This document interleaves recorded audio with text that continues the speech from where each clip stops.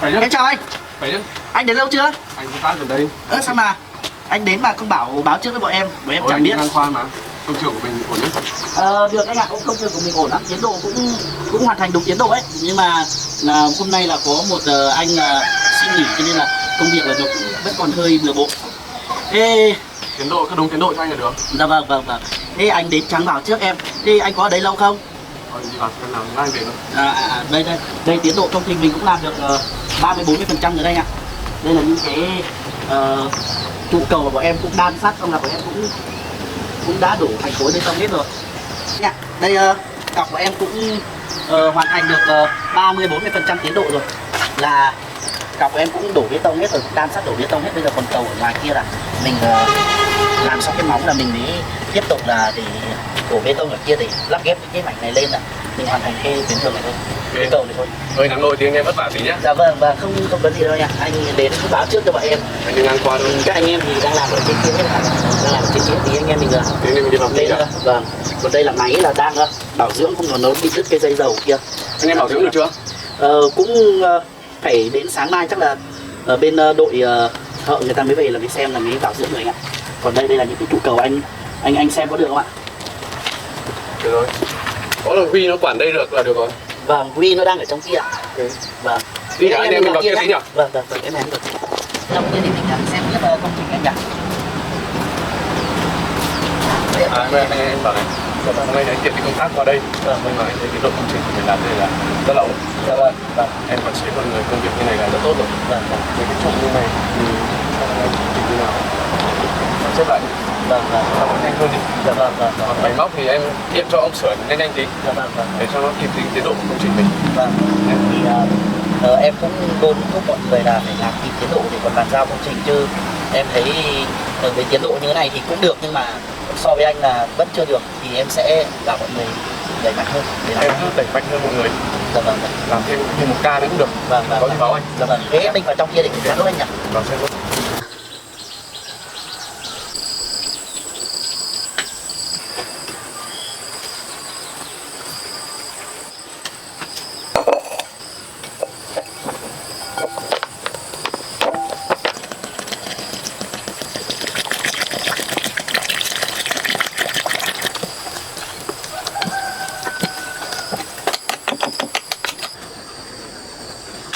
Nặng nó này nhé, bẩn nhá.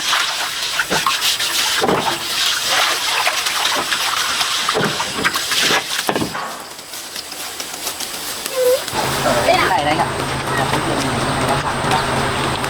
Bão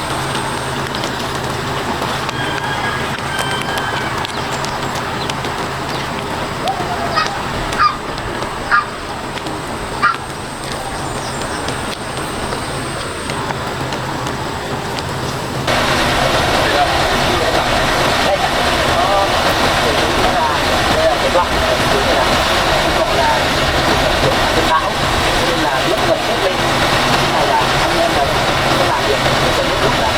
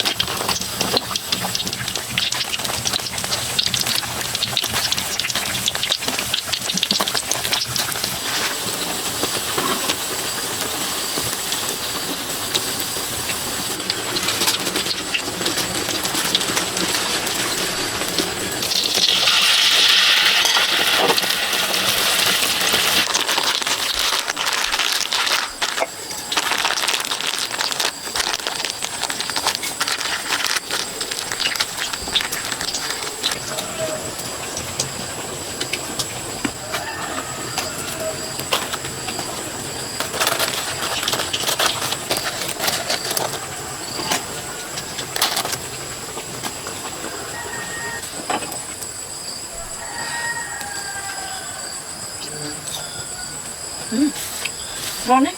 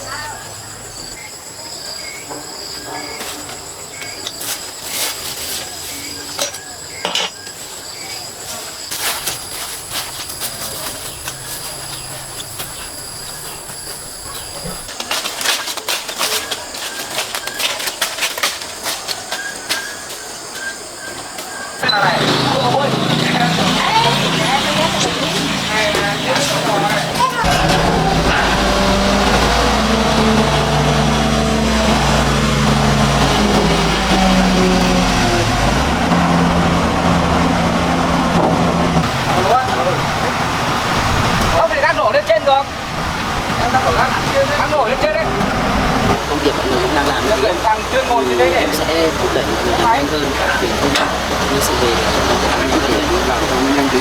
Vâng, thì cái độ công việc như thế cũng như là anh em mình là chính quyền chúng ta sắp xếp một cách thì có thể em sẽ làm nhanh tiếp. Còn bây giờ thì anh em mình cần chấp hành. Em có việc liên lạc qua Zalo không? Dạ vâng, vâng. Khối lượng công việc thì anh không biết là như thế. Thì có gì anh em gọi điện cho anh giúp đỡ của em rồi. Em cũng cho một người làm để nên chế độ không kinh doanh. Dạ vâng, vâng. Đúng chế độ không gì được. Dạ vâng, cũng khó khăn như thế đấy, tức là mùa mưa bão là bọn em không thể nào mà tránh khỏi được những cái mưa bão như thế thì không thể tránh được. Nhưng mà hiện tại nên chế độ không gì an toàn để tính mạng mọi người là trên hết nhé. Dạ vâng, vâng, vâng. Thế anh ở lại đây với em đã. Anh về đâu? Anh ở lại đây với em đã. Lâu rồi về thôi với em. Anh đi về anh còn công việc nữa. Dạ vâng, vâng, vâng. Thế em chào anh ạ. Thế anh về cẩn thận nhé. Vâng, vâng.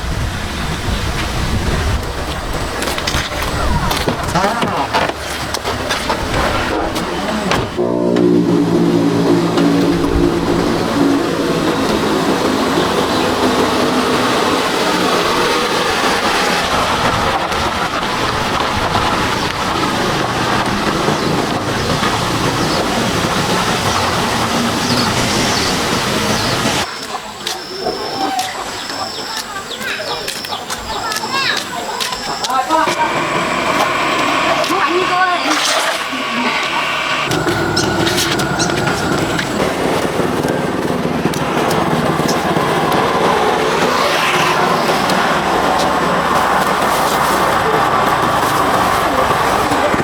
Ăn phát bánh của bạn nhá. Bánh à? Vâng. Chị một cái. Đây chú. Cái bánh lên.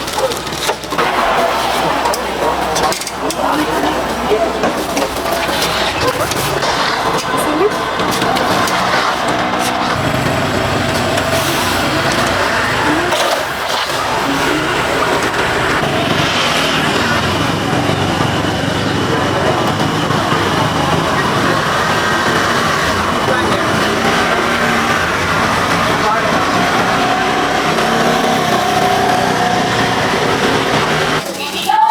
Mua bánh mật ấu.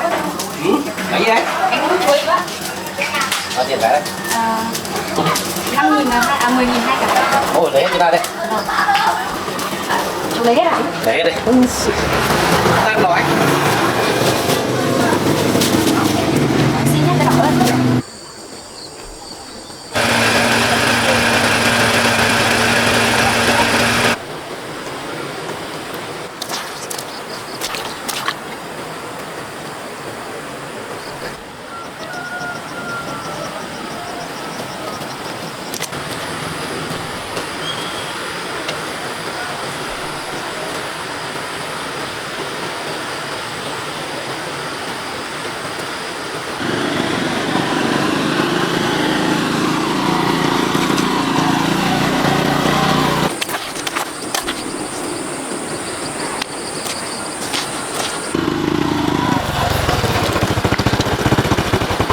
Anh ơi, có đứa nào xinh xinh ở đây? Đẹp thế nhỉ? Nghe mình lên xem.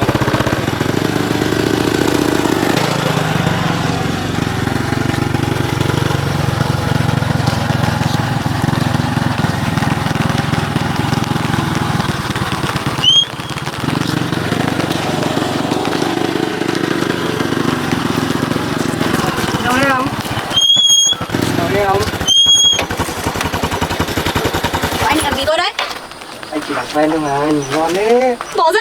Em... Anh làm gì tôi đây? Đi ra đi. Cho anh làm quen được không? Bỏ ra. Đi làm gì đấy? Lấy tiền tôi à? Anh chỉ muốn làm quen thôi mà. Bỏ ra. Làm quen được không? Anh định làm gì tôi đây? Anh chỉ muốn làm quen em thôi mà. Đừng động vào người tôi. Anh xin số được không? Tôi không có số điện thoại đâu. Không có điện thoại đâu. Cái nhà em gần đây không? Không có nhà ở đâu hết đấy. Làm quen. Có nhà ở đâu hết, không có làm quen cái gì cả. Anh chỉ muốn làm quen thôi mà. Anh có ý gì Thì đâu? cấp tiền hay là làm cái gì nói luôn đi. Anh làm quen được không? Anh đi đâu đấy? Nào. Đi làm gì đấy? Bỏ ra. Thế anh xin số. Bỏ ra. Không có số thì anh có đi ra không? Làm quen thôi, anh có ý gì đâu. Ê, em định đi đâu ấy? Ở lại chơi anh á. Đi làm gì đấy? Bỏ ra đi. Này nhá. Rượu mơ Đi làm gì thôi? uống rượu phạt à? Hả? Bỏ ra. Cái gì đấy? Bỏ ra. À, tiền à? Đừng có lấy tiền của tôi. Văn Điềm ơi. Bỏ ra. Tiền ơi, tiền ơi. Hôm nay trả lại tiền cho tao. Điều. Hôm nay trả lại tiền cho tao. Cướp. Cướp. Qua đây không? Trả lại tiền cho tao. Cướp. Cướp. Người em ơi. Trả lại tiền đây. Tôi phải trả lại tiền đây. Nó đi đuổi đấy. Không phải sợ gì. Đuổi đấy. Mày trả lại tiền đây. Cướp. Mày trả lại tiền đây. Mẹ mày. Trả lại tiền đây.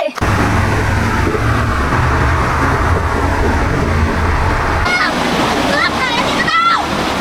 Cướp. Trả lại tiền cho tao. Ô, cái gì nhỉ? Cướp à?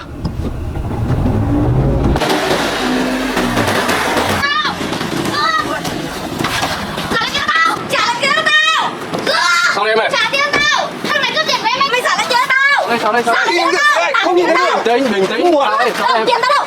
Sao đây? Mà nó cướp tiền của em anh ơi! Em cứ bình tĩnh, anh không giải quyết cho. Tiền tao đi! Em có làm gì đâu, lấy đâu ra bằng chứng? Con bé nó linh ta linh tinh. Em cứ bình tĩnh, hai chú im đi. Lấy trộm không? Em không lấy. Anh gọi công an đấy. Không lấy, không lấy. Xe anh có cam hành trình đấy. Xe anh có cam hành trình. Thằng này trả lại tiền đấy! Anh gọi công an. Em bình tĩnh. Em không lấy. Anh gọi công an đấy. Trả lại tiền đây! Có được trộm không? Đây này! Trả lại tiền đây! Nhanh lên! Lấy tiền của đây! Làm gì đấy? Trả lại tiền! Công an đấy. Chấp cái nhỏ đấy! Anh gọi công an nhanh lên! Hai em lấy thì trả lại cho em ấy đi. Đưa đây lấy tiền đây! Có được lấy không? Lấy thì trả lại cho em. Tiền đây! Trả lại tiền đây! Đưa đây! Đưa đây! Sao còn trẻ mà hai chú đã đi trộm nữa? Rồi, anh bảo này nhận tiền hai em đã trả rồi. Còn trẻ đi làm không nhé. Đấy, anh không làm có hai chú đâu. Không, anh gọi công an đấy. Nhá. Em xin lỗi em được không? Anh xin lỗi em. Xin lỗi tử tế vào. Mình đã sai rồi mà em. Em nhận sao không? Em bị chọn chân một tí anh ạ, không sao đâu. Em xin lỗi đi. Xin lỗi cho bạn đi. Anh xin lỗi em. Xin lỗi tử tế vào. Anh xin lỗi làm sao anh. Quá đi. Thôi, em ấy đã tha rồi thì hai em bỏ đi nhé. Để sau đừng trộm cắp nữa. Mình còn khỏe. Mình về nhà, mình tìm công việc ổn định mình làm nhé. Anh lần này anh tha cho. Còn lần sau anh gặp thì anh gọi công an đấy. Hai em nhé. Có gì anh không cảm qua được em lần đầu cũng là với anh bỏ qua cho em. Về đi nhé. Lần sau bỏ đi nhé. Bỏ đi nhé.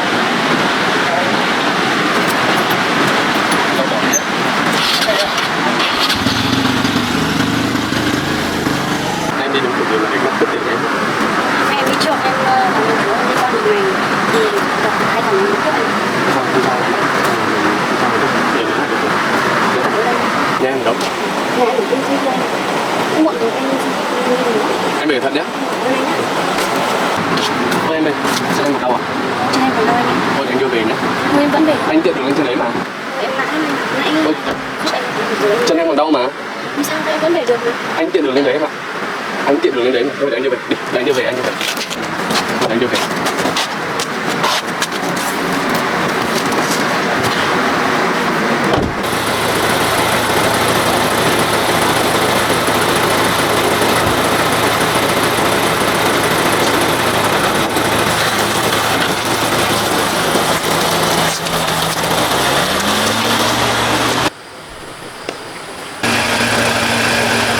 Sắp đến nhà em chưa? Sắp đến rồi anh ạ. Nhà em ngay trên này thôi. Em đi chợ xa phết nhỉ? Vâng, em đi bán bánh để lấy tiền mua gà về nuôi anh ạ. Anh tiện đường đi công trình đi qua đây. Cảm ơn anh quá. May mà có anh không thì mấy bọn cướp kia lấy hết tiền của em mất. Sau em đi đâu em đi cẩn thận nhé. Mình con gái nữa giờ ra ngoài đường nguy hiểm lắm em ạ. Mình không biết trước được gì ấy. Sợ lắm anh. Cái đoạn đường vắng như lúc nãy nguy hiểm lắm. Em cảm ơn anh nhá. May mà còn có anh ấy, không thì mấy bọn cướp kia lấy hết tiền của em. Gì đâu em.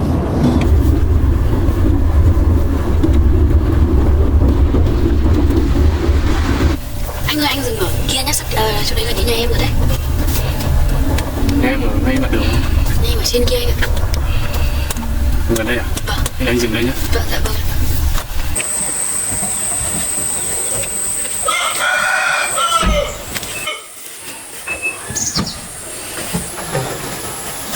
Đâu chân đấy. Chân đâu em cứ bình tĩnh nhá. Em đâu trong này anh. Đây đánh đi. Đi cẩn thận, đi chậm em ạ. Cứ đi chậm thôi.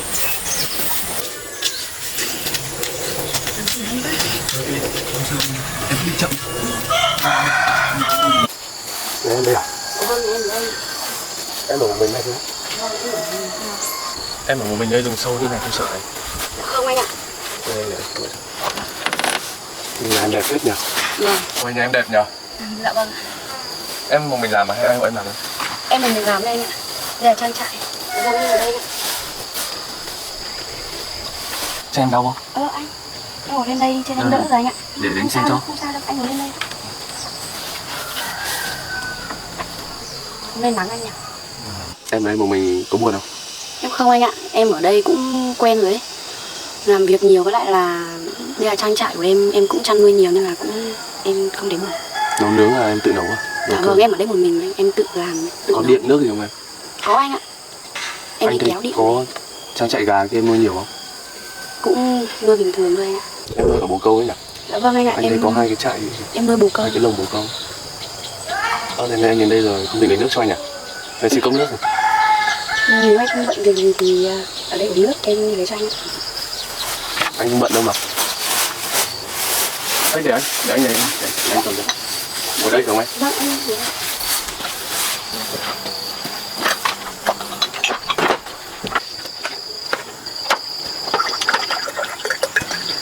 Nhà này đẹp này em nhỉ? Nhà nước này đẹp. Dạ vâng. Tre này em tự cắt hết anh. Nhưng mà anh uống nước nhé. Anh xin. Dạ vâng. Khí hậu đây mát nhỉ em nhỉ? Trong lành nhỉ? Em mời anh uống nước. Em đi. Mà hôm nay may thật, may của anh không thì em không biết lấy tiền lại kiểu gì luôn đấy. Anh tiện đường đi qua, Anh làm công trình gần đấy mà. À, bọn cướp này không hăng thật. Bọn trẻ con đường sợ lắm em ạ. Cái gì mà dám làm. May mà anh còn bảo là gọi công an đấy, không thì bọn nó còn chối là không được lấy tiền của em cơ. Lúc đầu bọn nó còn xin số của em cơ anh ạ. Cướp tiền xong là kiểu định làm hại em ấy, nhưng mà may em chạy kịp xong là bọn nó chỉ lấy tiền của em thôi. Em đi một mình như thế nguy hiểm lắm đấy. Dạ vâng. Thế anh làm công việc gì ạ? Anh ngày xưa học kiến trúc, bây giờ anh đang đi làm công trình rồi em ạ. Đi làm sát công trình. Công trình anh ở gần đây không? Anh có, anh ở ngay chỗ em nãy bị cướp ấy, ở ngay gần đấy. Nhưng mà anh làm mỗi công trình gần đây rồi ạ? À anh không, công trình của anh nhiều nơi lắm, rải rác khắp nơi ấy. Chung là công ty anh nhiều công trình, anh phải đi suốt này. Lúc chỗ này, lúc chỗ kia. Hôm nay anh tiện đường đi qua đây, anh công tác ở gần đây, anh tiện đường ghé vào thăm công trình. Bận anh à? Cũng bình thường. Nói chung là mình thích thôi, thích là. Thôi, cũng muộn rồi, cho anh xin phép anh đi về đây. Em ở lại giữ gìn sức khỏe nhá. Cho anh xin phép anh về thôi. Thời gian cũng muộn rồi. Anh còn đi nhiều nơi nữa. Dạ vâng, đi về cẩn thận nhá. Anh đi về luôn ạ? Cho anh xin phép anh về đây. Em ở lại giữ gìn sức khỏe nhé. Dạ vâng. À xem chân của em nếu mà đau quá thì đi viện nữa. Đi khám xem sao không. Em về cẩn thận nhá. Anh đi về đây.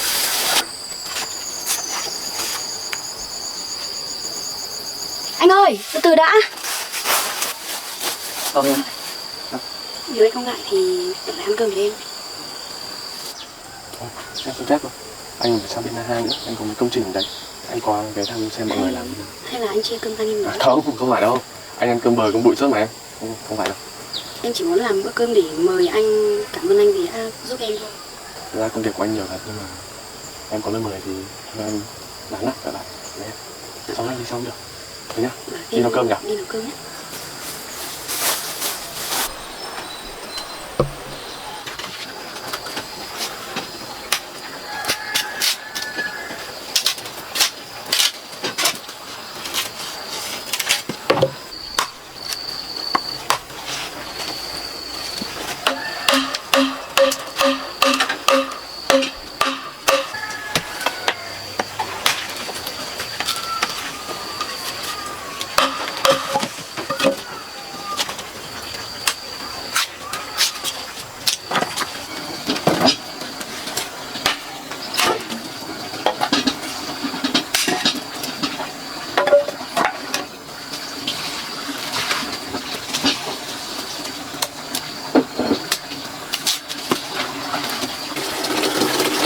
Cho nhờ rửa tay thôi. Ơn đây.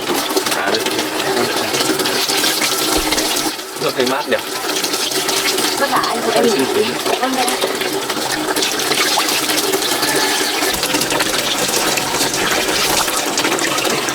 Cầm thế.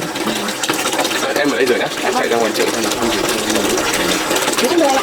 Em ở đây. Em đây rửa nhá. Gọi anh tí nhá.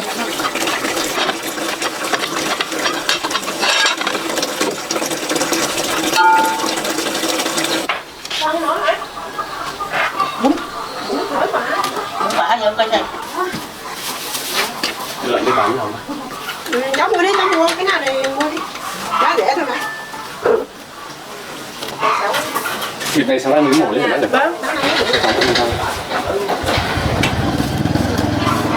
Ba cân cho cháu miếng này. Cái này cái đấy có phương Này 100.000 nhá. Vâng vâng. Cái này 100.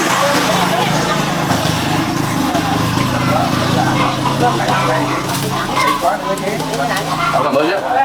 Mai mua mua tiếp nhá. Vâng vâng.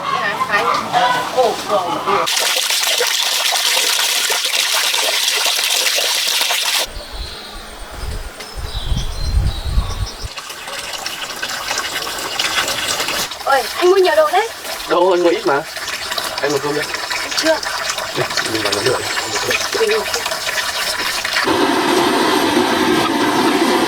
Em nấu nhiều nhé, anh ăn nhiều. Dạ vâng. Anh nói nhỉ? Anh cũng hơi đói. Sáng nay anh chân gì? Anh đi công trình luôn à? Vâng ạ, dạ. Ừ.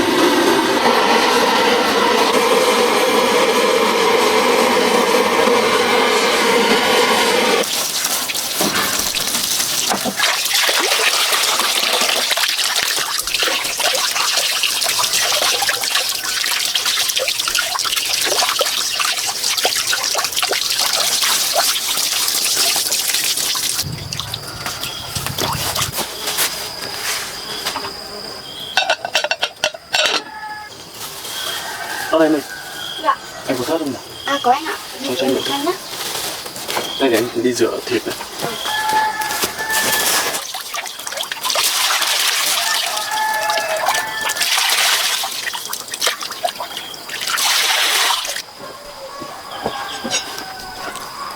Em nhặt rau cùng anh nhé.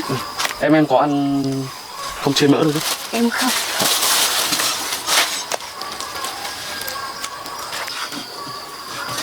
Bà bán thịt vào thịt này lợn nuôi, lợn tự nuôi, lợn bản ấy. Biết ngon không? Chắc là lợn đen anh nhỉ? Chắc là lợn đen. Em đây có nuôi lợn không? Em không anh ạ, em chỉ nuôi gà thôi. Nhưng mà anh có vội đi làm không ấy? À anh không. Đi ăn xong chắc anh đi.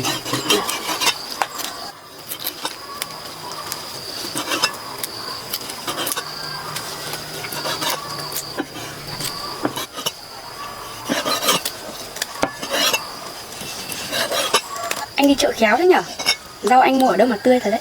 Đâu, anh mua ở cái quán này gần thế này. Cái bà này giới thiệu hay quá. Nhưng mà quen nhau gần một ngày rồi anh còn chưa biết tên em là gì. Dạ, tên em là Ngọc anh ạ. Em tên Ngọc à? Dạ vâng. Tên hay thế. Thế còn anh tên gì? Anh tên là Victor, gọi anh Victor nhé. Dạ vâng. Chắc anh cũng đi công tác bên nước ngoài nhiều nhỉ? Ừ, anh thi thoảng thôi, tầm 2-3 tháng đi một lần. Công ty cử đi thì anh đi mà. Dạ vâng.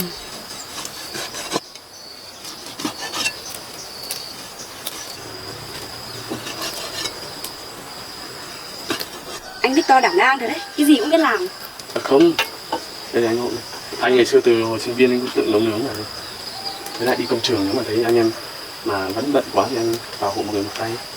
Cái này cô nào mà lấy được anh thì sướng lắm đấy. Ôi, anh người yêu anh còn chưa có ấy. Anh còn chưa có người yêu ấy. Khiếp, anh cứ nói thế. Thật mà. Nhiều người thấy anh lắm ấy. Anh đi công trường suốt chắc chẳng cô nào dám yêu vào anh đâu.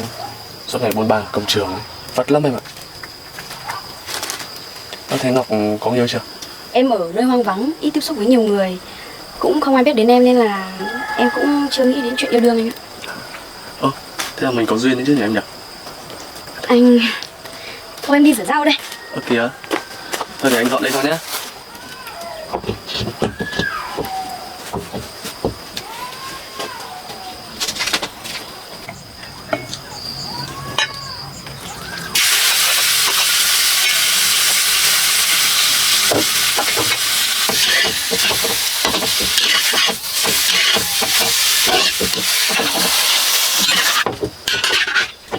Em cắt hộ anh từ đấy để thịt đấy.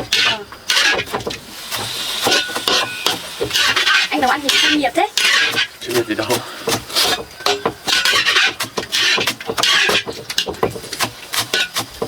Em đây là một mình tự nấu ăn tự ấy hết đúng không? Anh đi vào đây xem cơm Em đấy. xem cơm nó không cháy đấy.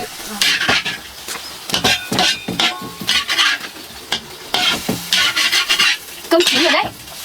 Cho anh xào bắp thịt tí là xong. Anh bắt thử.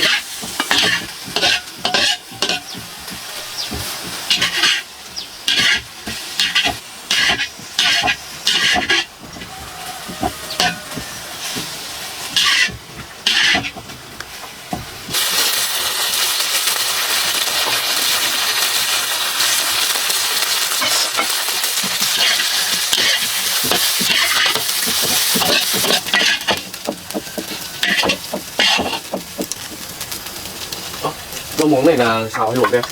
Tôi muốn xào cho anh ạ. Đây để anh tiện tay xào luôn.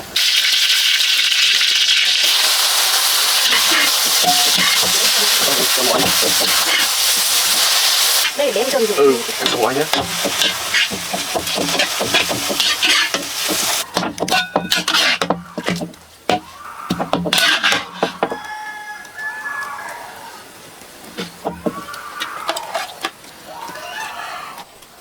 Rau xong rồi còn gì không em nhỉ?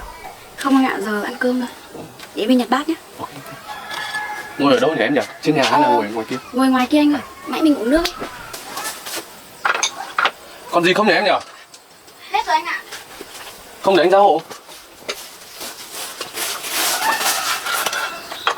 Em đi bê cơm cho. Anh cứ ngồi đây đợi em.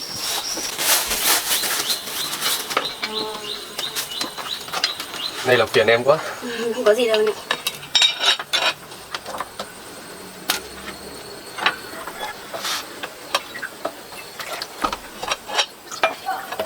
Sấy xanh nhiều tí nhé. Dạ vâng. Này ăn cơm với người đẹp ngon lắm. Em ngồi đây.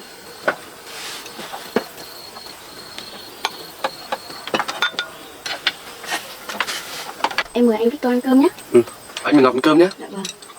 Đây, em cho anh phép trải nghiệm. Anh xin. Dạ vâng. Anh Ngọc Phương Ngọc. Em xin ạ. Ăn cơm đi em ơi. Nên ăn cơm với Ngọc, ngon hơn hẳn em ạ. Anh cứ nói quá. Cơm rau đạm bạc cho anh ạ. Anh ăn nhiều vào nhé. Anh cảm ơn. Anh ăn cơm đường, cơm bụi kia gọi là ăn qua bữa rồi em ạ. Chán lắm.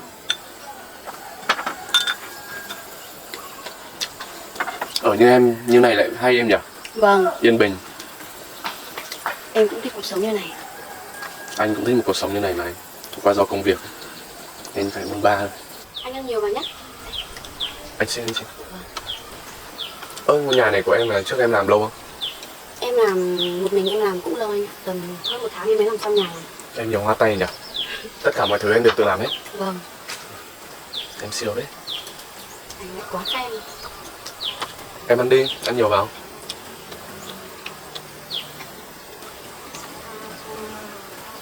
Anh Victor vừa đẹp trai, nấu ăn giỏi, khéo tay, chắc là nhiều người thích ạ.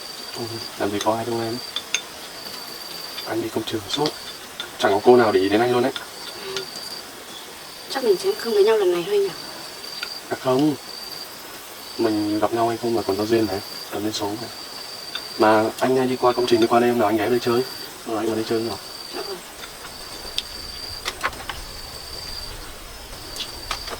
Em ăn đi. Vâng ạ.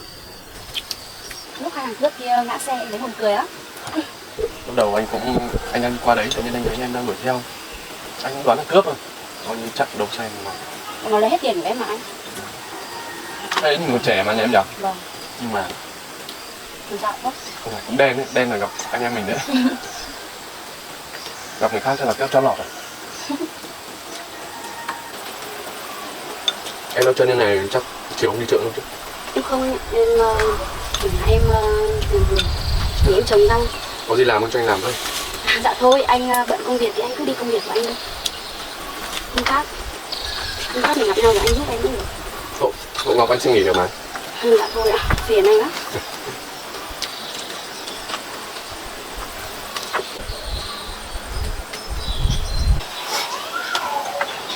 Thế anh Victor đã ăn cơm no chưa? Anh ăn no rồi, cậu ăn no chưa? Em ăn no rồi anh ạ. Ôi nay ăn cơm với Ngọc ngon quá. Anh ăn được tận 3 bát liền. Ăn để có sức đi làm anh ạ. Chứ bình thường ăn cơm muộn, anh toàn ăn qua thôi, anh gọi là ăn qua bữa thôi. Anh có vội không? Chiều nay anh còn đi làm ấy. Thì anh nằm đây nghỉ lúc rồi anh đi. Ôi chắc anh chuẩn bị xin phép rồi, chiều anh còn đi xa nữa. Chiều anh phải đi công trình cách đây tầm 60 cây đấy. Nên là chiều anh phải đi luôn. Ôi chắc anh cũng chuẩn bị xin phép thôi. Nào có dịp anh để qua đây anh cho phép anh vào thăm Ngọc được không? Dạ vâng ạ. Nếu anh không chê thì anh vào thăm em. Hôm nào anh có dịp anh qua đây để vào thăm em nhé. Dạ vâng. Chắc anh xin phép thôi, anh chuẩn bị xa nữa ấy. Nhé. Nào có dịp anh qua. Anh ơi mũi. Anh xin. Em lấy một mình nhớ giữ gìn sức khỏe nhé. Đây một mình nó cũng sợ, nhớ nhiều lắm. Anh đi đường cẩn thận nhé. Có gì khi nào anh lại vào đây thăm Khi em. nào có dịp anh vào đây. Đấy, xin phép anh về nhé. Vâng, anh đi cẩn thận nhá. Chào Ngọc nhé.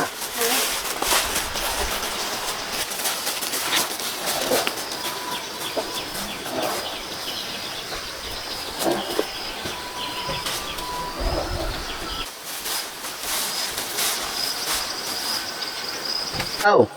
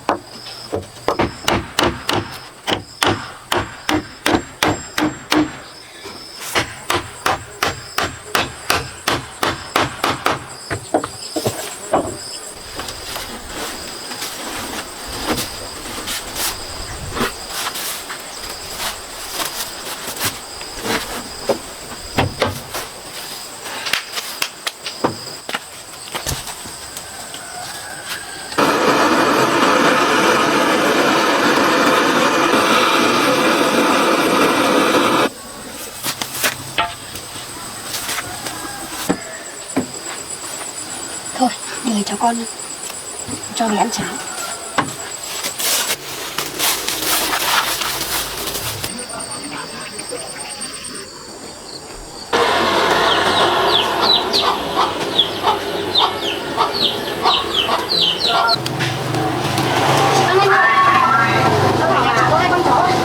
Đây chỉ có 2 con kìa.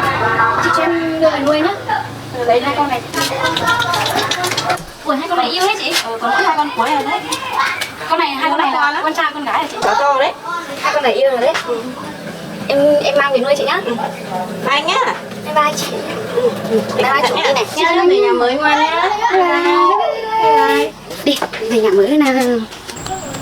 Về nhà với chị ngoan nhá. Chị đang nấu cháo cho hai đứa, cho hai em ấy. Về nhà mới. Rồi nặng thế.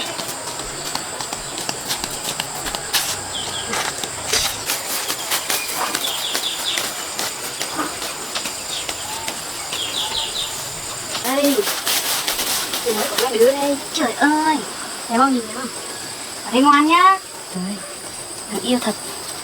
Đi vào nhà mới đi, đấy, em này vào đi. Đi vào nhà mới nhá. Đấy, vào đi. Nào đi vào đi. Đi vào xem nhà mới đi. Đấy, thích không? Bắt tay nào. Bắt tay. Ở đây đợi chị nhá, chị đi lấy cháo cho em này.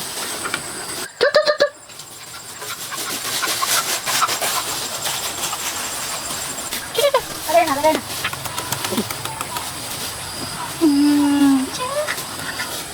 Đáng yêu đi. Nói chưa? À, đây chị nào.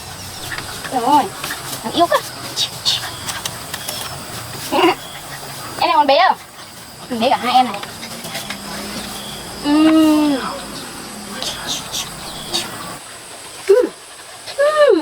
Thối rồi. Tí tắm cho nhá. Mình bạn đi ăn gì này? Bạn đi chơi đi. Tí tắm cho này. Còn em này nữa. Đi chơi đi. À.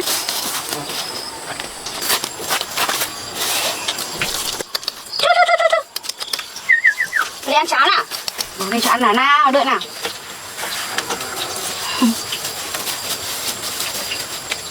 Đây, để đây cho một đứa ăn.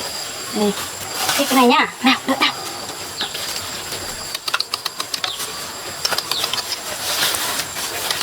Đây, ăn đây. Ăn đi, ăn đi, ăn đi. Đây. Ăn đi đấy. Đây, ăn đây. Ăn đây này, ăn đây này. Ăn đi. Sao không đói à hả? Không đói mà cứ chạy đi đâu này. Đây ăn này, ăn cháo này. Đây.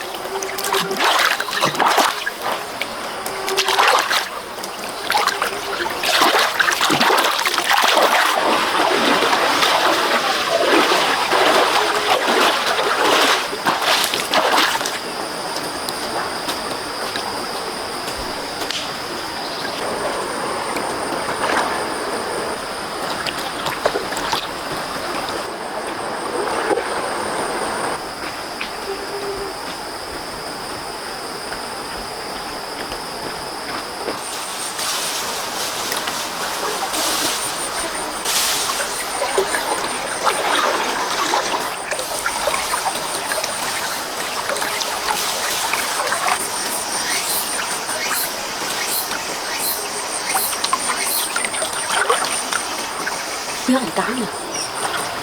Ui, cá to đấy. Ui, cá.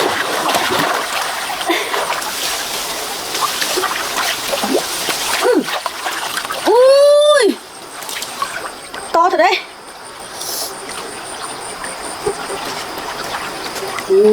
Nó còn sắp tuột luôn rồi. Ui, không ngờ đây có cá chép to như này luôn đấy. Đi xem cái kia xem còn con nào nữa không.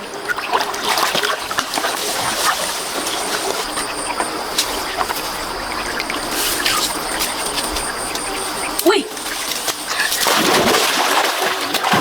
ui, lại được con cá gì đây, to thế. À, lại cá chép tiếp à. Ui, con này to ở đấy, to hơn con kia. Nhìn đẹp thật, đẹp là một con nhá.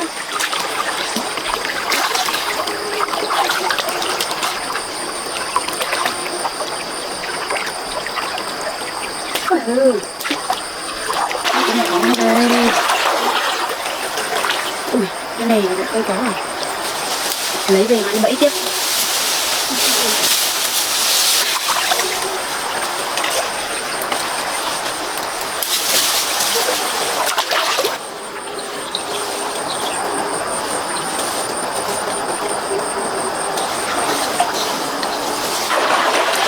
Ui, lại được một con cá nữa này. Ui, con này còn to hơn nữa cơ. Cái này đã không được rồi.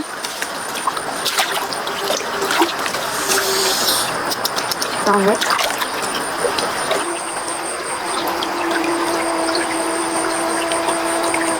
Ui, lại một con chép nữa này. Sao chỗ này nhiều chép đấy. Ui, to rồi đấy. Này, 4 con rồi đấy. Không biết còn con nào nữa không.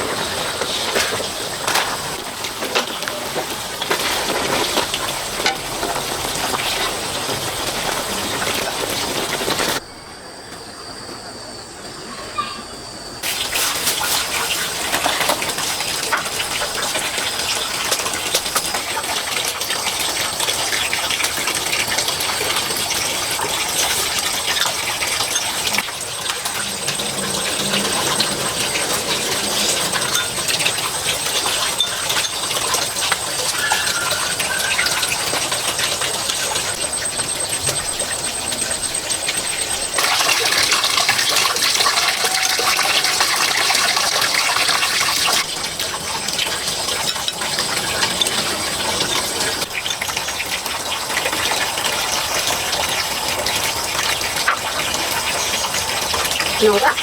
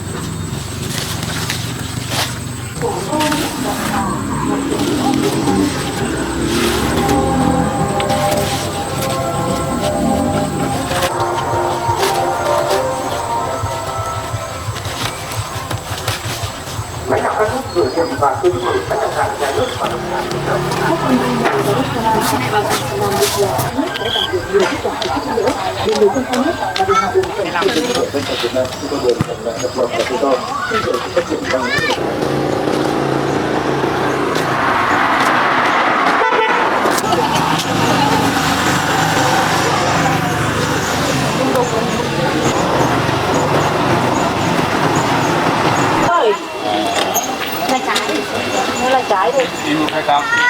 Cam á. Cam có chưa? Ôi trang của chị xin à? Có 5.000 đô la xin. Có. Giá hết rồi. Nghe bố.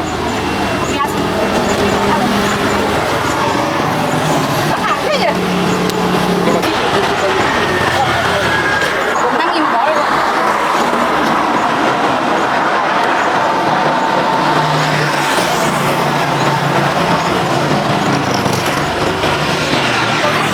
Quay xa thế nhỉ?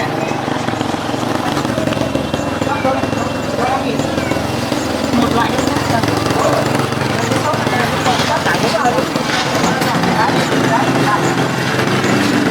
Cái này là con nhà chiến à? Đây má, một bó à? Tính là em vào rồi. Bó nào cái rồi đi thôi. Món nào cũng được. Chắc nó trả cho nhau bao nhiêu mà. 5.000. Hôm nào mua còn 10.000 đấy. Bó đấy. Tặng em nào xem nào.